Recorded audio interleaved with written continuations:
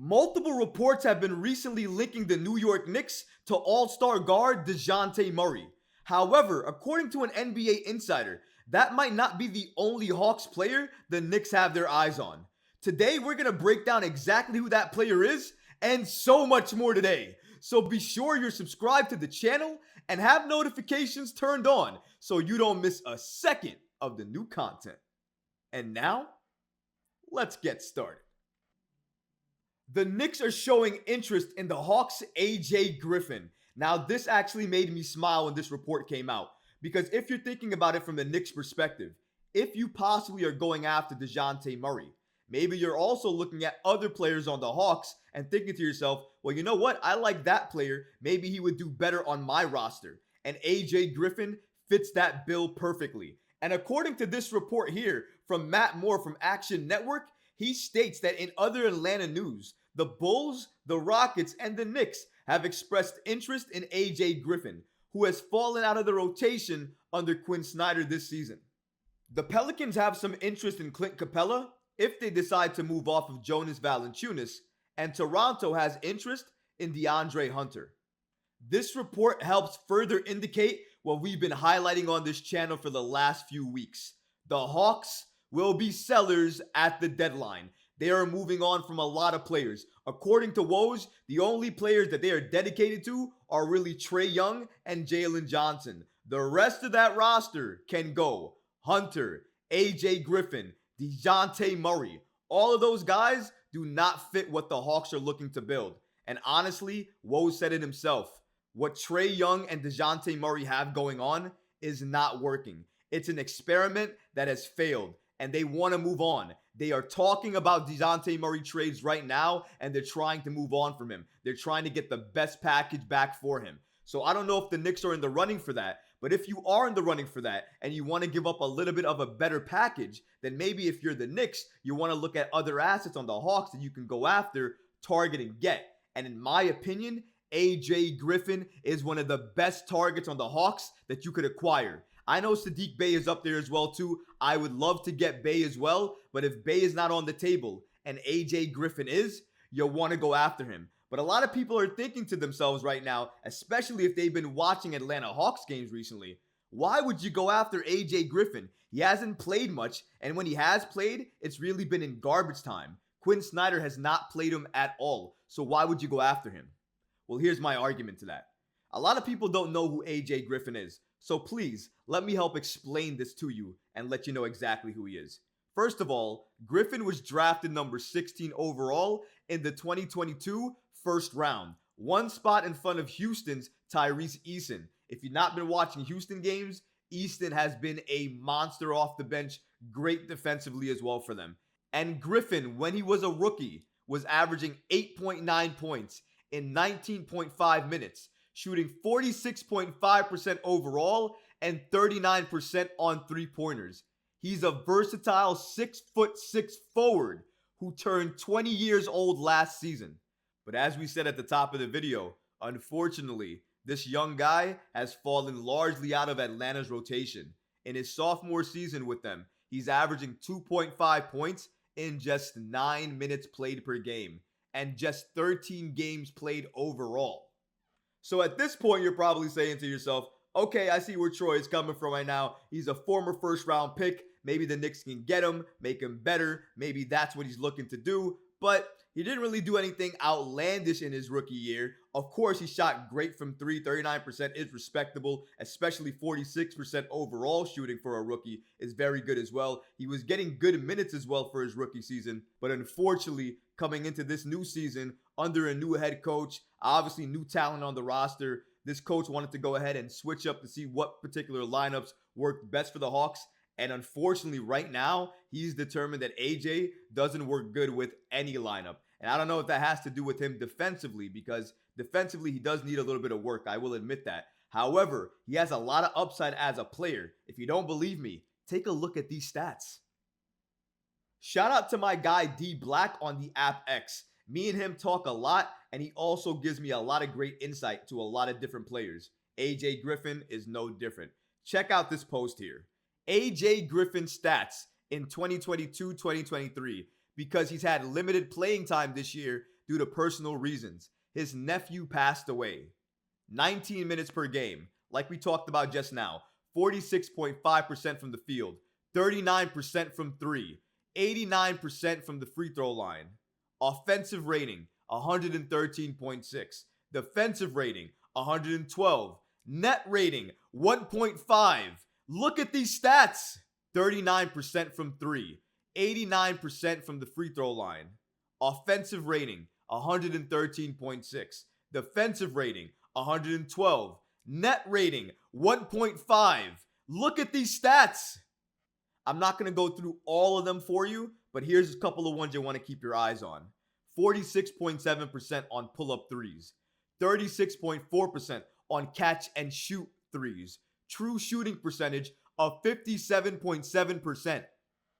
He was doing this as a rookie, and as you just heard, because of personal reasons with his family and an unfortunate passing, he did not get a lot of playing time. He missed a lot of games. When he came back, he was just never worked into the rotation under Quinn Snyder. And again, because he's fallen largely out of the rotation, what does that present Leon Rose and the Knicks? An opportunity. And that's all you need in the league, an opportunity. And sometimes an opportunity, change of scenery. And when you can be utilized, especially when you're on a New York Knicks team who need more forwards, need more depth in that position, especially young guys who you can help grow, help develop, and help get better in the league, you take chances on these guys. This, for me, is a no-brainer. He's not getting a lot of playing time right now. If he was, he would likely be putting up similar numbers or better numbers than he was last year. Why are we forgetting this? When you have an unfortunate passing in your family, it affects you. It affects your game. I'm surprised he's coming up in trade talks because I think he's going to be a steal if any team can get him. Check out this stat again because I think we take it for granted. Highest pull-up three-point percentage among players 23 and under. Number 1, AJ Griffin, 46.7%. Now, albeit 60 attempts, I get it, but that's still 46.7%. Number 1. Right after him, Halliburton, 39.7%. Still 307. Of course, the attempts, widely different. But look again, some other players on this list. Cole Anthony, 38.6%. 56. Jabari Smith, some people's favorite person, 37.3%. 67. Let's go further down the list. Scotty Barnes, 56, 21.4%. RJ Barrett, 51 attempts, 19.6%. We're all quick to judge the attempts, and I know we're going to look at that, but honestly, if we just look at the percentage, what this kid can do, what he did with the Hawks in his rookie year, if we understand that personal reasons can affect anybody's game, we're all human. We all deal with stuff. Personal stuff can affect everything on and off the floor. We know that. If we can understand that, buy into that, and think we can make this kid better on the defensive end. And by the way, who better to get him defensively ready, defensively better than Tom Thibodeau? Who better? I don't think anybody on the market as a coach right now could be better for his development defensively than Tom Thibodeau. So that checks the box. He's young. He's athletic. He plays a position of need for this Knicks team. We don't need more guards, to be honest. We need more size, and we need more shooting. Did you see his numbers from three? Did I mention he's 6'6"? Did I mention he's a forward? Did I mention he's 20 years old? Did I mention he's on a down year? And when you're on a down year, this is when you can seize opportunity and get him for a steal. And maybe the New York Knicks are doing that. Maybe right now, as we speak, they're working on the Dejounte Murray deal that includes AJ Griffin. And if he's out of the rotation, maybe it's not going to take that much more to acquire him. Maybe a few second-round picks. And if that's the case, guys, if that's all it takes for a former 16 overall first-round pick, if that's all it's going to take to acquire him, get him, change his scenery, make sure that we as a Knicks team, as a franchise, tell him that we believe in him. He's going to get consistent minutes here. He's going to play here. And not only that, he's going to be developed better here. If we can make him understand that, have him buy in, and then develop him, Get him better defensively. Watch what he can do offensively because I think he already has it. And with consistent playing time, he's going to get better and better and better. I absolutely believe that. And I think all he needs is an opportunity, a new place to play, and a chance. And the New York Knicks are prime. They're ready. They're primed. They're in the right position to acquire him, get him on this roster, and give him some minutes off the bench. 15, 16, 17 minutes off the bench. I'll tell you what, it's better than 9 minutes, and I guarantee this kid will be impactful within that time frame. He was impactful in 19 minutes last year.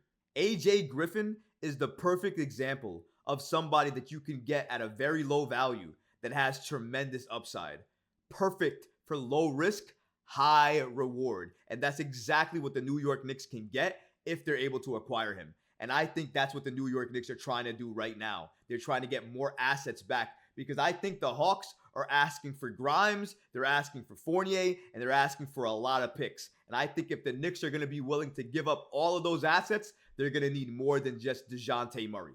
And if that's the case, why not ask for AJ Griffin?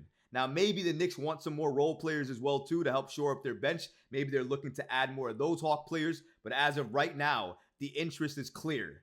The Knicks have interest in AJ Griffin on the Atlanta Hawks. And clearly, the Hawks are going to be sellers looking to move a lot of players on their roster.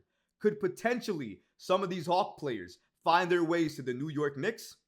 That's going to be up to Leon Rose and the New York Knicks front office. But I can't wait to see what they do. And as we wait and we head into February, maybe the cost of these players go from here all the way down to here. And this level is perfect for Leon Rose. But what about you guys? What do you think about the New York Knicks' interest in AJ Griffin? Let me know in the comments below, guys, because honestly, I would love to hear from you. That's going to do it for this episode. I hope you enjoyed it. And if you did, go ahead and smash that like button, leave a comment below, and of course, guys, please subscribe to the channel. Until next time, Knicks fans. Peace.